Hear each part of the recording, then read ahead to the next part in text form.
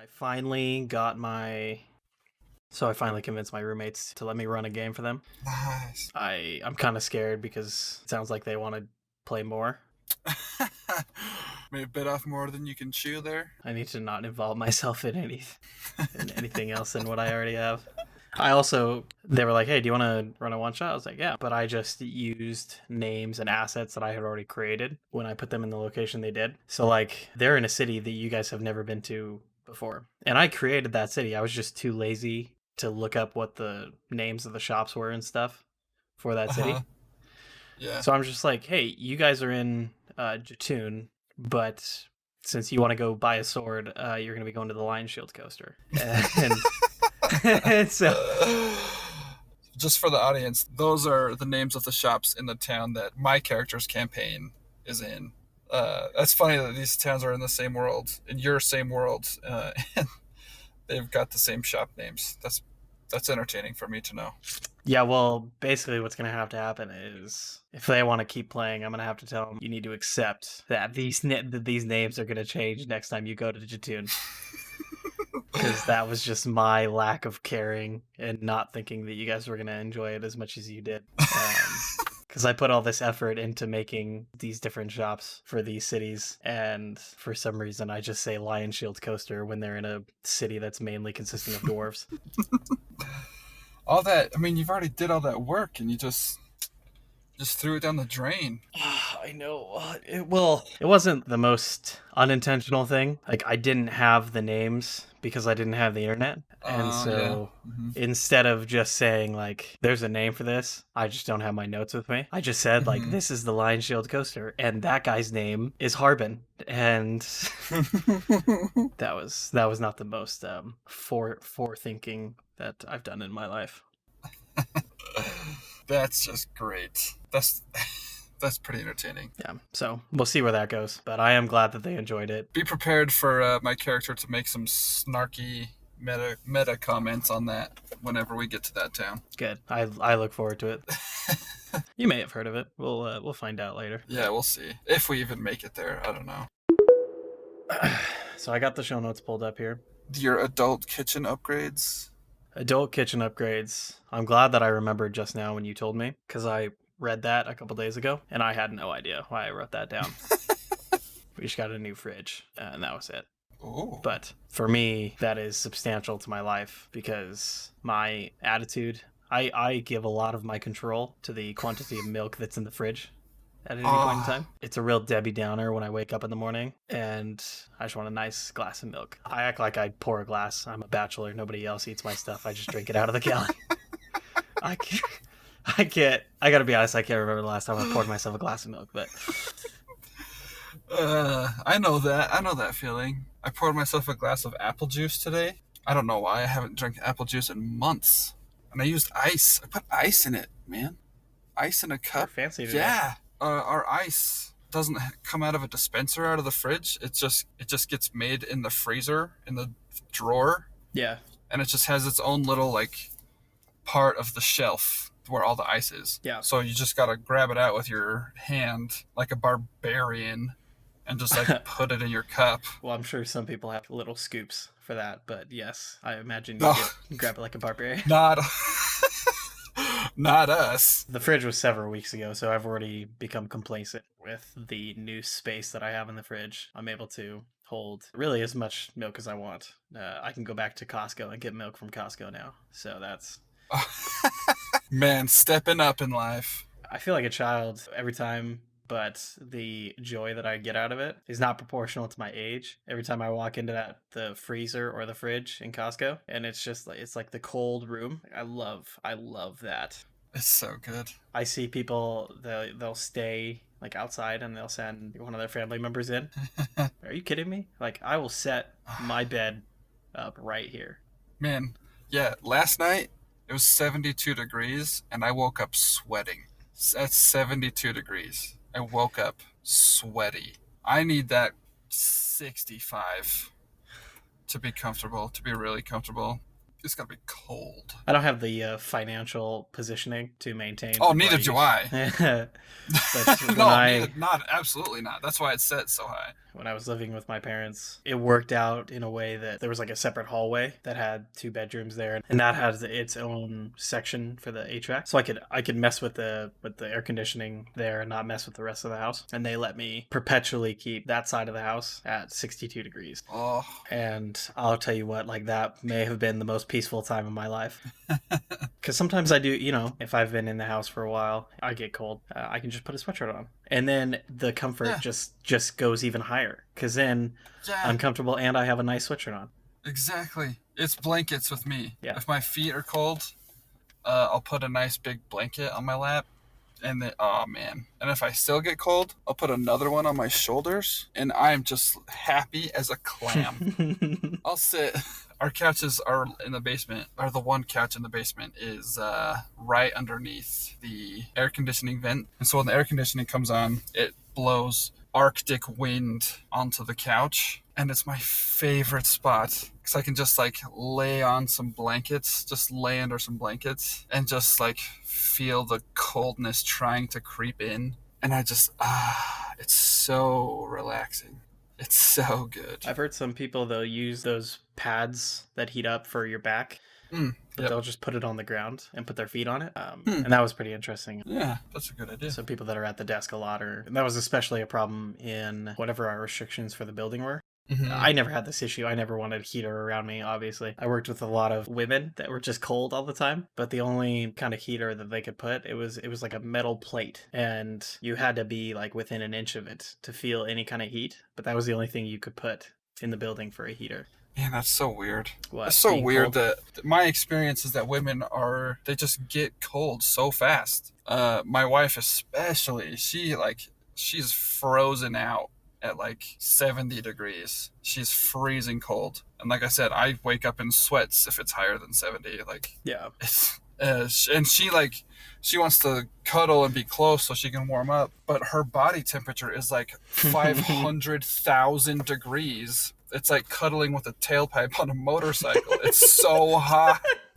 You tell your wife that? Yes, all the time. All the time. That is There's a a- compliment like I've never heard before.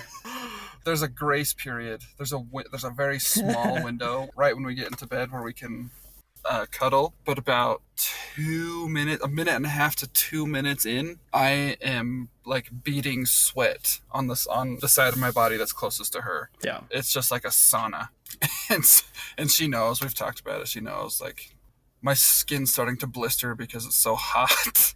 So you need to roll start away the now. timer. Yeah. I think all that is just like the laws of nature that your spouse is going to have different things on temperature than you. I don't think it would be normal if you guys were on the same page. Probably. Luckily, I'm very grateful to have roommates that don't want to spend money on stuff. And so in the summertime, we don't leave it hot, but we don't spend a lot of money to keep it cold. But in the wintertime, it's a war zone. You would walk out and it's like winter in Russia. We'll have a guest walk into the home, and they'll think that like something's broken in the house. Like, no, this is This natural. is how we live. Yeah, That's wonderful. we just take advantage of what we have. That's very nice. Yeah. Plasma, that whole thing is already like started and ended. I've already like started giving plasma, and I've already stopped because the beginner. Oh, Yeah. yeah. You did tell me about that. I don't know if we recorded that, but you did tell me about that. So that was great for the 4 donations that I gave. That was a nice sum of money. It's a sum of money that I still don't have because it's just sitting on that card. But eventually, when I remember when I'm driving around to go pull it out, that'll be a nice surprise for me. It's like reaching into your pocket and finding money kind of thing. Yeah, except for it's reaching into a different bank account to find more money. As good as cash. So I kept asking him, like, hang on, I'm gonna sneeze here, and I don't want to f up anything I'm about to say on the recording. I've also mastered the art of stopping myself from sneezing. What? Dude, I chase them out, man. I'll force more out. I love sneezing. Really? I love sneezing. I did this quite a while ago when I was working at the gym. It was quite a couple years ago, and I realized that if I just breathed in really hard with my nose, I was solid. That's psychotic. And well, if I'm sitting here on a collection call, like they're already pissed at me. Like I don't need to sneeze in their fit. Like Yeah, in they're their ears. already pissed at you. Just sneeze at them. Won't change anything. And it's just if I'm doing a tour with somebody around the gym, I do not need to sneeze in my arm or like in my shoulder or something. So it's uncivilized. Okay, I'm gonna say it. I'm not ashamed. I'm Wow. not ashamed to say it. Wow. And especially for this, like, let's say I'm getting out of my car, and the people are already getting out, like walking out of their door, coming up to my car to grab their food, because they obviously don't see that they selectively leave a door.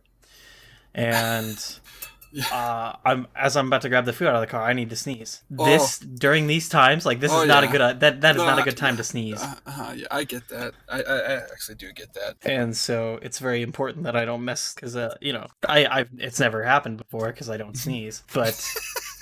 Like, if somebody, like, during these times, I'm not the biggest health nut right now as it is, but if somebody was, like, giving me my food these days and they sneezed, I'd be like, you can take food. Like, nah, it's fine. I'm good.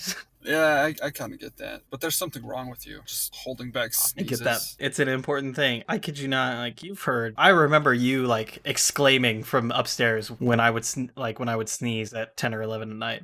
I don't remember Like, that. right before. Yeah. Like, I would sit there and I'm grabbing the last of my things, and everybody else is, like, heading to their rooms. Mm-hmm. And I sneeze, and I just hear this, like, what the I don't remember that at all. At all. So, like, no because, like, recollection. the thing for me is when I sneeze, like, it hurts to, like, keep it quiet. Okay, It hurts so it's to, really like, try to- loud. yeah, it's a very loud Okay. sneeze. And it physically hurts my chest and my head to, like, try to keep the sneeze quiet. Uh-huh. And so I just let it do its thing. Like, it earned its place in the forefront of my actions at that very moment. Like, it gets to do whatever the heck it wants.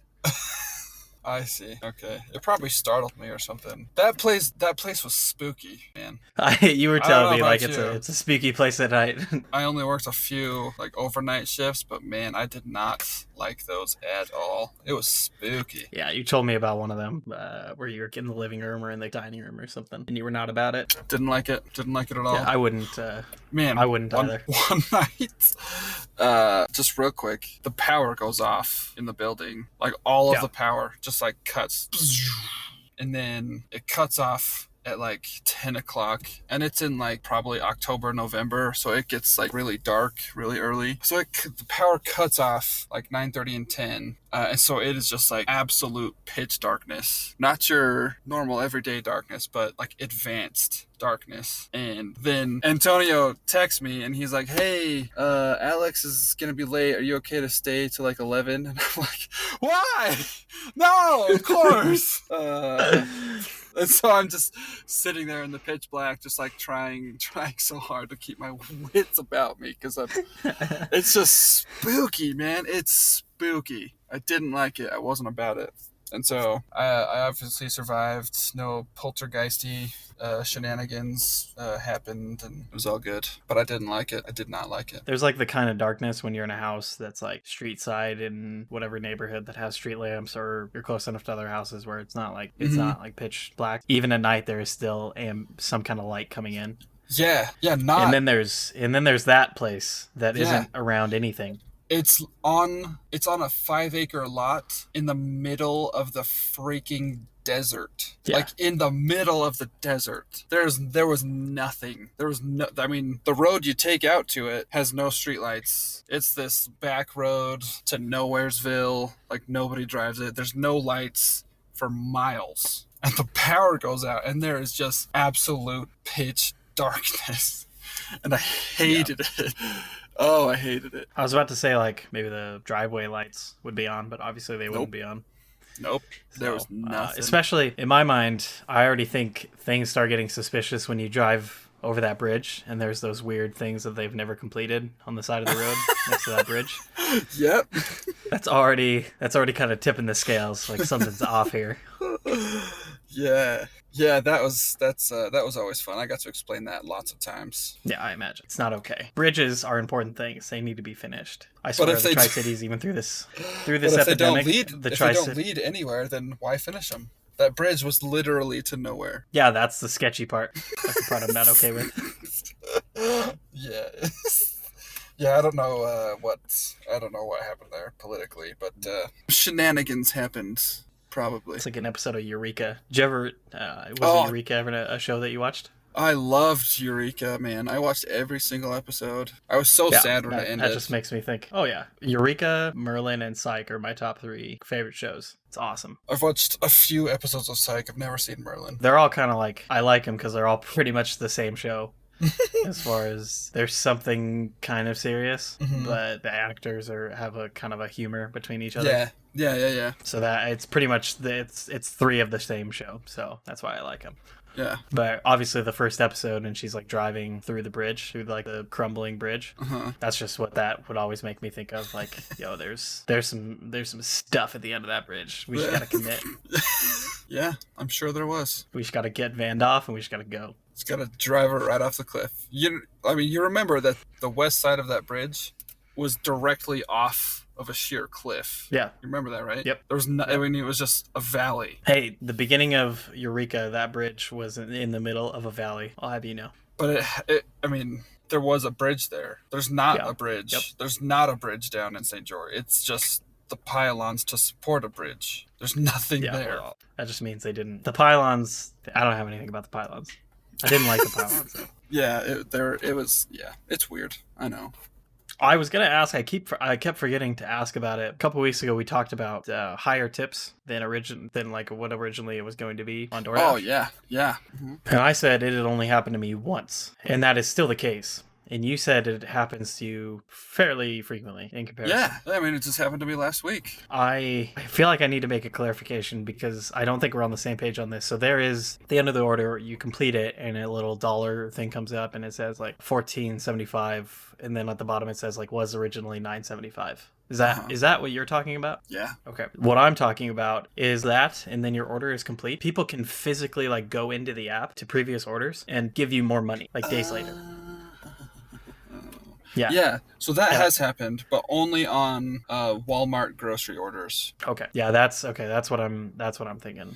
Okay. Yeah. So that's maybe happened like twice total. Yeah, and I never do Walmart grocery orders through DoorDash. They suck. Don't do them. They're horrible. Well, that's because we've already talked about this. Yes. It's like I have Spark, and so I've already watched this order. Like I can see it on the map, and it's the same map. And there's a reason that I didn't take it for the past 2 hours on Spark, and so there's no reason why I'm going to take it on DoorDash for literally a third of the pay. Wow. Because it tries, if it gets to the end of the hour and nobody's taking it yet, and it's getting down to the wire, Spark will push it on you, and it'll get up to like $15 or $16 to do it. Yeah. And if it's just sitting there, it's for a reason. You can tell just however many dozens of people are doing it on Spark. It's like this weird feeling of like you're alone and you don't know any of those other people, but you are fully aware that you are watching this order and not doing anything. And you're doing that along with dozens of people that are just They're all not watching. taking this.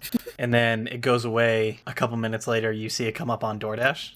You're like, and it was like $16, and then it comes up on DoorDash for like $4. Man, this is a great idea now. So Couldn't good. think of what could go wrong. It was I'm good. just And then a have sucker to like, that always takes them on DoorDash. you can never. I'm desperate on DoorDash. I don't know about your Walmarts, but for me, it always seems that as soon as like 4 cars show up in the parking lot at whatever Walmart, their software just has a meltdown. Yeah, that's. I don't know about every time, but I'd say a substantial enough amount of times that I always just kind of roll my eyes as I'm clicking the accept button because I know there's gonna be drama with it, but I do it anyway because I need the money. I go there and I see this guy walking up with a clipboard. And I just verbally groan, and I'm like, "Oh, you gotta be!" And they'll come up to me, and they're like, "What's the name?" And I'm like, "Guys, like you're the 7th person in the past 45 minutes to come up and ask me that question. Like, how are there even this many people? Oh my gosh! In the building?" And then 45 minutes later, they'll come up and tell me like, "Hey, you had John, right?" Like, yeah. They're like, "Oh yeah, somebody already came and picked up that order half an hour ago." Oh, that's the best. I've had a very similar experience to that. That sucked. That was the worst. It feels really good when my hourly is just doing great, and then I sit at Walmart for an hour and a half and just like watch the numbers fall. Oh Like, it's man. okay. I didn't want money anyways. Usually I'll just, if it's Spark, I'll just drop the order. Cause on Spark, theoretically, I have asked them because I feel like I don't want to do it if there's any, like, I feel bad and I'm not a jerk. And I also don't want to do anything that affects my account. So I've asked them, is there anything wrong with taking myself off an order at any point in time other than if I already have the groceries? And they keep telling me, they're like, nope, you can just remove yourself. If you went to the store and then you're taking yourself off, you get paid half the amount since you arrived. And in my head, I'm like, there's no way this is sustainable. You guys are going to update this policy soon. Yeah. Because what That sounds happens great is, for you, but yeah, and not it's, great yeah, for the business. yeah. What ends up happening as well is because there's no consequences to taking an order and then dropping it. Good orders will go very fast. Obviously, they'll pop Yeah. up and somebody will take them, and so you have to click on the order to see like where it's going and all that. And the order will come up, and people will just accept it right away, look at it, and then drop it if they don't want it. So there's a huge turnaround. Like you can see an order within the course of 2 hours. You can see an order pop up 10 times. Wow.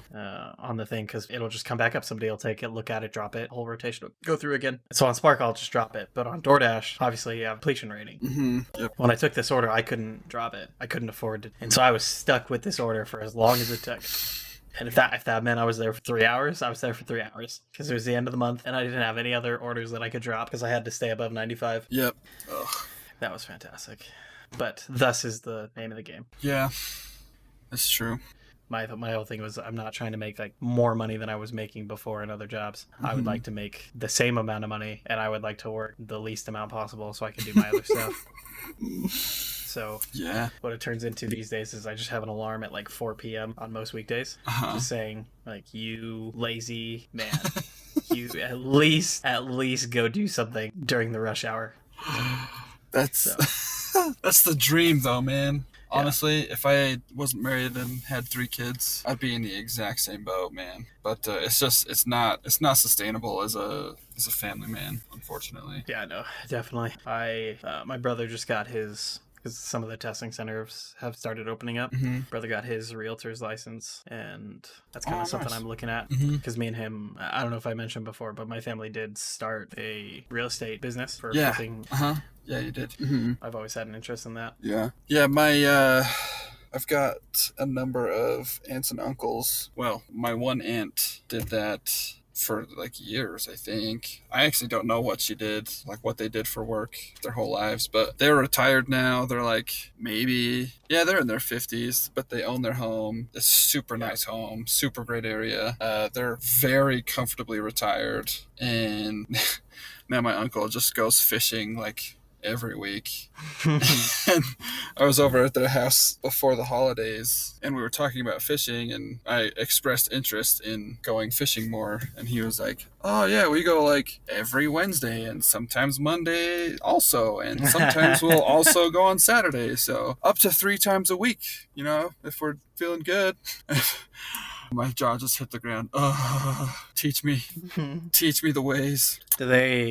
I never know how that works. So when somebody goes fishing that often, do they just like catch and release, or do they just have a never-ending amount of fish in their freezer? I think he catches and releases. I do know there is a limit on your license as to how many fish you can keep. I do not know if that is a daily limit, if that is a weekly limit, if it's a monthly limit. I'm fairly certain it's not a yearly limit because that would be crazy. And it might even be based on where you're fishing, like what lake or reservoir you're fishing at. Yeah, that's something I should probably look into since I'm such an avid fisherman now. I was mentioning it to somebody else because I always say I've been fishing once and I don't think I'd ever go fishing again. But that was close to 15 years ago now.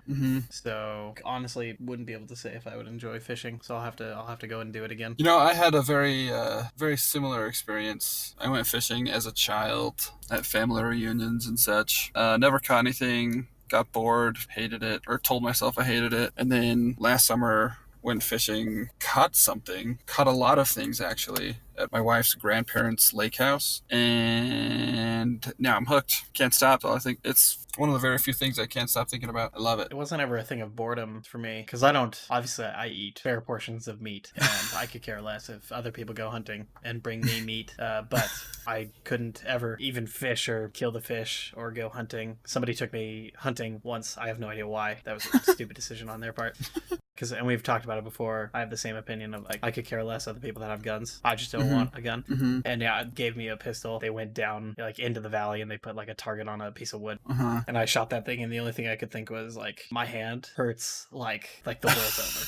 Like it was some kind of Magnum thing. Oh, really? And yeah. That's mean. Give a kid a Magnum. Did it look like a big cowboy gun? Yeah. Okay, it was probably a 44 Magnum. That's Not, so mean. It was not fun. And I like gave them the gun back, and they're like, "Do you want? There's like 6 more bullets in that gun." I was like, I'm not gonna have my right arm if I shoot 6 more bullets out of this gun. Like, this is self-preservation, this action right here to give it back to you. And so I shot a 22 rifle. Is that what it is? Yeah. That, you know, the thing that's at every large scout camp. Yeah. I got my merit badges at some ridiculously young age. I never had anything to do for like the 5 years that I went to scout camp. Nice. That's the best way to do it, man. I can't remember a scout camp that I actually went to and I actually did merit badges. I would always just go there and I just rode horses, helped other people with the horses, because at the time I was riding horses a lot. Or just spend time on the range shooting those 22 rifles. Yeah. I got to some stupid rank in the NRA. Wow. And I lost the patches immediately. I have no idea what I am. Darn it, man. There was 1 or 2 guys, because we did it, this big area in the Northwest. We would do it in somewhat the same place. This guy would just be ready for me every year when I would come up. Hey, it's this kid. Nice. Oh, good old scout camp, man. Can you? Okay, I do. If you'll allow us to include it in, I looked as soon as you put it in. First time DMing. Oh, that's. Yeah, I mean, how much time? Is that a long story? Discussion? It's a question, and it can be as long or as short as you make it, because it's a question for you. So I've mentioned to you this Dungeons and Dragons campaign that I found for preschoolers. It's called The Adventures with Muck, and it's this Wizards of the Coast published free resource book full of all these like coloring pages and like activity pages for kids, and it also comes with a bunch of like story hooks, like campaign hooks, and character sheets and stat blocks for monsters, so you can have as detailed or as vague an adventure as preschool kids are capable of. And so I got that for my kids, and we've played one time. I've tried several times, but it always, the last couple times we've tried have devolved into WWE WrestleMania over who gets to play what character. So it didn't work out. It's okay. I just did it for 20-year-olds, and they had the same experience. So. Yeah, it was like professional wrestling smackdown over who got to be the fancy goblin with the fancy mustache. Freaking kids, man. But anyway, I was able to run one successful session. It lasted maybe 20 minutes, and it was for my own kids, and it was such a special experience for me. Dungeons and Dragons is a game I really enjoy, and I love my kids, and so getting to mix those two things was awesome, and being able to kind of teach them how to play a little bit. I do all of the rolling, and I basically just ask them what they want to do, and I handle all the mechanics on my end. But teaching them how to play Dungeons and Dragons and playing it with them and like telling this story cooperatively with them was so much fun. I just enjoyed it so much. And I've read Reddit posts kind of talking about similar things, that dungeon masters, when they take through first-time players, is like a cool thing or whatever. After all that was all the lead up for this little question. My question for you is, I am a first-time player, or I was a first-time player in this campaign that you are running for our group. And so I was wondering if there was any similar experiences on your end, being a dungeon master for a first-time player. Yeah, there's a lot of similarities with it, and I think the age difference gives you the opportunity. You get to kind of change some things up, or be interactive in a different way, since they're a lot younger. Mm-hmm. And you don't, with the age of your kids, you're not necessarily running a 7-hour session. Right. And yeah, so I have this group, and you, I think Tanner mentioned that he had played a little bit before this. Mm-hmm. Steven was fairly experienced, but you were new. And then in my other campaign, there were 3 folks that had never played before. Wow. So they were new, and then the other ones they had really just it was a very they were leaving another session because they were really getting railroaded on a lot of stuff. Mm-hmm. So that was certainly intimidating for me because they're talking about this bad experience and then they're coming to me to run a game for them at the time because their group started first and it was last August or something. Mm-hmm. And they came up to me and they're like, hey, we're starting this group. Do you want to run a game? And I'm sitting over here having just started playing not 2 months ago myself. Uh-huh. And before that, I had never touched Dungeons and Dragons. I didn't know what it involved. I looked kind of judgmentally at people that played, Mm-hmm. and so that was a very intimidating thing for me. Yeah. And yeah, I was not an experienced DM when I was going through with new players for a lot of time. And so actually this most recent experience I had this last week with my roommates, that was actually I consider myself a little bit more knowledgeable. I was in a room of people that none of them had played D&D before, so they were all kind of learning it at the same time. Mm-hmm.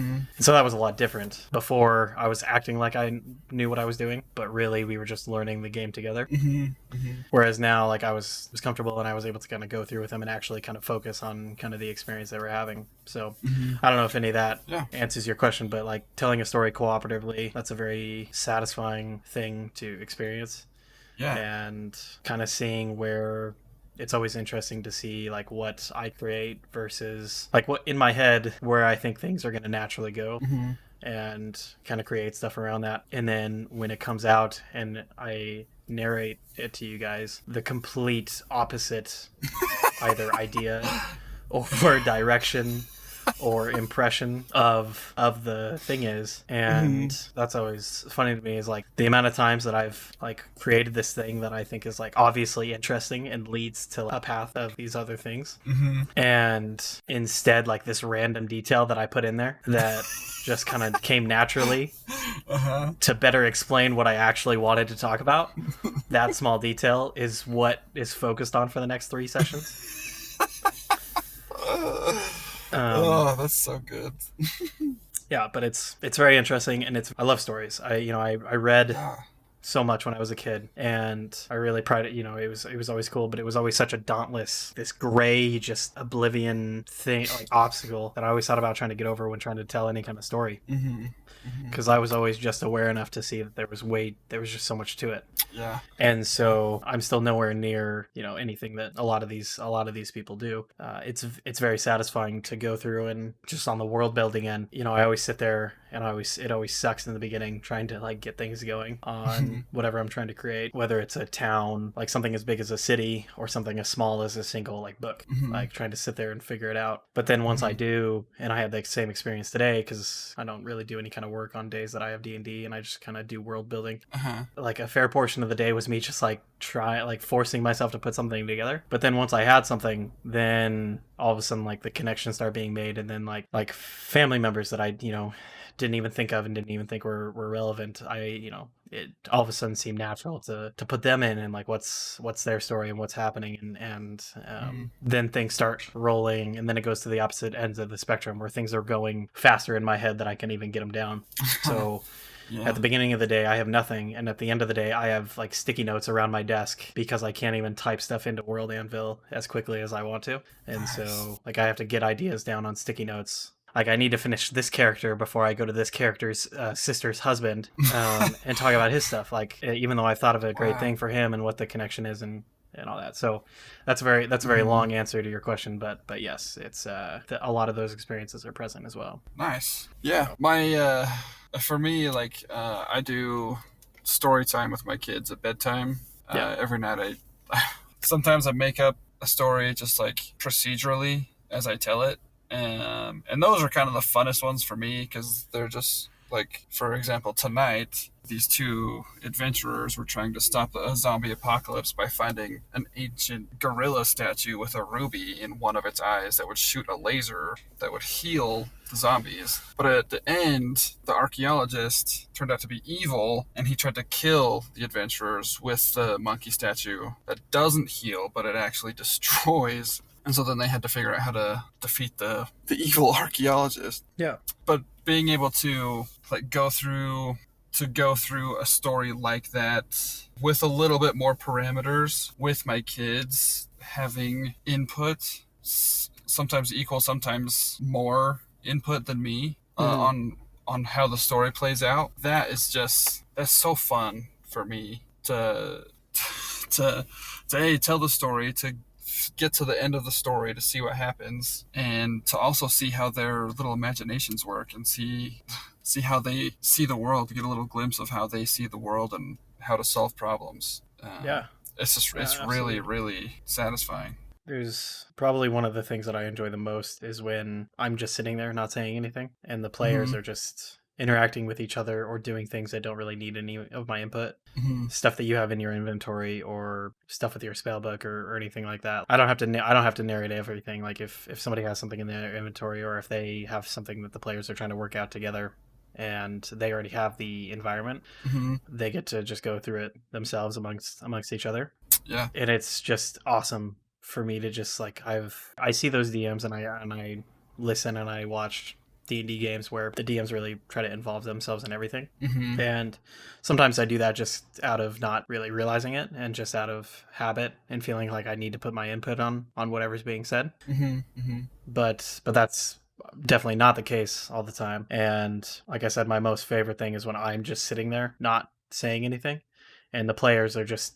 interacting with each other or just really taking control of the scene. And I think that's awesome because like you Yeah. said, you kind of laid a really simple thing out and you just kind of get to see like minds work and stuff develop just like in front of you, and it's really awesome. Yeah. And Yeah. obviously with your kid, because you obviously care a lot about. I don't care about what goes through my players' heads as much as you care about what goes through your kids' heads. Yeah, I've got So a little more invested in their psychology, yeah, and how they want to stab and kick and punch the witch's yeah, eyeballs out.